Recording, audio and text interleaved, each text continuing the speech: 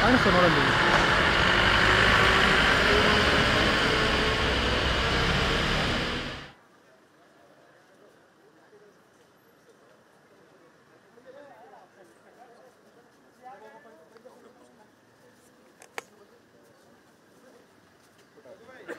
ಏನಿಲ್ಲ, ದೀಪಾವಳಿ ಶುಭಾಶಯಗಳನ್ನ ಅವ್ರಿಗೆ ತಿಳಿಸೋಣ ಅಂತ ಬಂದಿದ್ದೆ. ಆಮೇಲೆ ವನ್ಯಜೀವಿ ರಾಯಭಾರಿಯಾಗಿ ನಾನು ನೇಮಕ ಆದಮೇಲೆ ಅಫಿಷಿಯಲ್ ಆಗಿ ಅವತ್ತು ಸಿಗ್ನೇಚರ್ ಆಯಿತು 8ನೇ ತಾರೀಕು. ಅವತ್ತು ಕಾರ್ಯಾಂತರದಿಂದ ಅವ್ರಿಗೆ ಬರೋಕ್ಕಾಗಲಿಲ್ಲ ಅವತ್ತು.